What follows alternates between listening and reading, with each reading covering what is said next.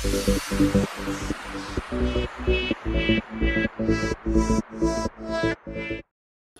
वालेकुम friends, welcome to Atla defence. Friends, आज हम यहाँ पर डिटेल में डिस्कस करेंगे पाकिस्तान आर्मी के LY-80 एयर डिफेंस सिस्टम्स के बारे में। फ्रेंड्स, जैसा कि आप सब जानते हैं कि ईयर 2017 में पाकिस्तान आर्मी की तरफ से अपने पूरे एयर डिफेंस सिस्टम को ओवरहाल करते हुए इन चाइनीज़ LY-80 लोमेट्स एयर डिफेंस सिस्टम्स को अपनी एयर डिफेंस कोर्प्स में शामिल किया गया। इससे पहले पाकिस्तान आर्मी की एयर डिफेंस कमांड में short to medium range RBS-70 stinger missiles के साथ साथ ऑर्लिकन एंटी एयरक्राफ्ट गन्स को यूज़ किया जाता था। करते हुए फैसला किया गया कि पाकिस्तान आर्मी पाकिस्तान के लिए एक इंटीग्रेटेड एयर डिफेंस सिस्टम को तश्कील देगी। इसी सारे सिनेरियो को पेश नज़र रखते हुए पाकिस्तान आर्मी की तरफ से पाकिस्तान का पहला vertical launched air defence system LY-80, जो कि चाइना के HQ-16 का एक्सपोर्ट वेरिएंट है, इनकी इंडक्शन को यकीनी बनाया। फ्रेंड्स, पहली बार पाकिस्तान के एयर डिफेंस कोर्प्स को 1989 में फॉर्म किया गया था। तब से लेकर 2015 तक पाकिस्तान के एयर डिफेंस के लिए सिर्फ टूथलेस वेपन्स को ही इंटीग्रेट किया गया। लेकिन बाद में 2015 में पाकिस्तान आर्मी की लीडरशिप और तमाम कमांडर्स की तरफ से ये फैसला किया गया कि पाकिस्तान आर्मी की एयर डिफेंस कोर्प्स को एक मुकम्मल इंटीग्रेटेड एयर डिफेंस कमांड में तब्दील किया जाएगा और इसके साथ साथ पाकिस्तान आर्मी की एयर डिफेंस कमांड को शॉर्ट टू मीडियम और long range air defence systems के साथ भी इंटीग्रेट किया जाएगा।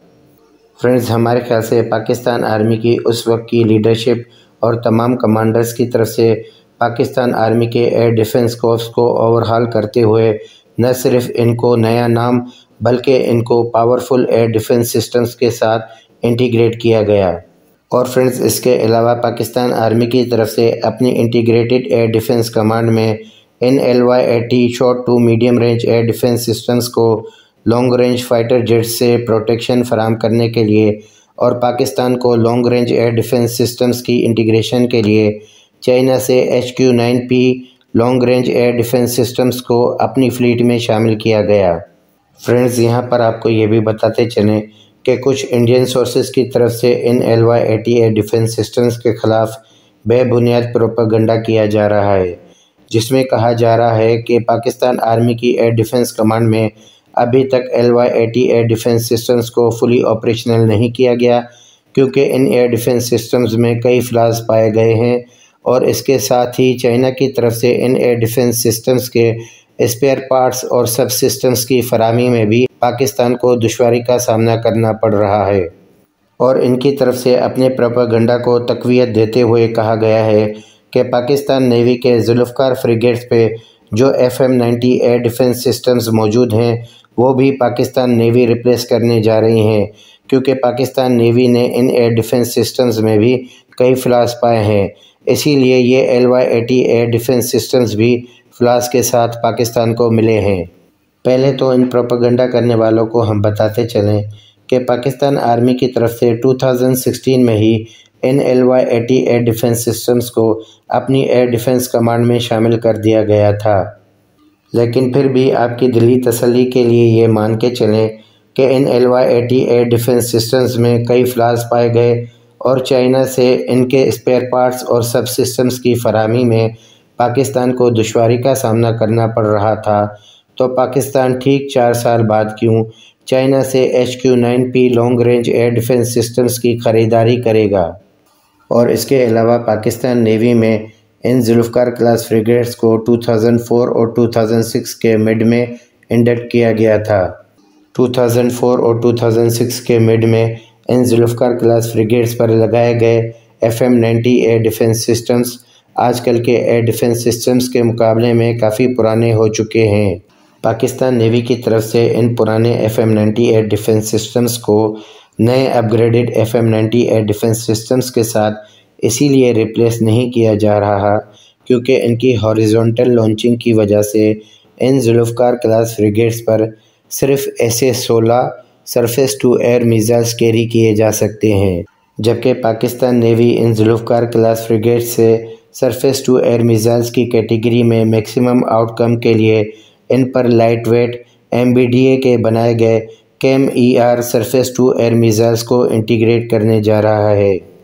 जो कि दुनिया की किसी भी नेवी के लिए अपने सरफेस फ्लीट की मॉडर्नाइजेशन और अपग्रेडेशन एक स्टैंडर्ड ऑपरेटिंग प्रोसीजर समझा जाता है। लेकिन यहाँ पर इंडियंस की तरफ से इस स्टैंडर्ड ऑपरेटिंग प्रोसीजर को प्रोपेगेंडा के तौर पर यूज़ किया जा रहा है।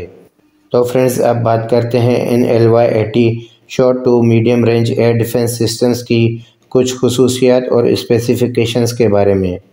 फ्रेंड्स, इन LY-80 एयर डिफेंस सिस्टम की एक फॉर्मेशन को एक command and control communication vehicle, एक सर्च राडार, जबकि 3 short to medium radar systems के साथ साथ 12 मिसाइल लॉन्चर व्हीकल्स को इंटीग्रेट किया गया है। इन एयर डिफेंस सिस्टम के एक मिसाइल लॉन्चर पर 6 सरफेस टू एयर मिसाइल्स को इंटीग्रेट किया गया है, जबकि इन एयर डिफेंस सिस्टम के एक फॉर्मेशन में मौजूद 12 मिसाइल लॉन्चर व्हीकल्स के ज़रिए 72 surface to air missiles fire किए जा सकेंगे,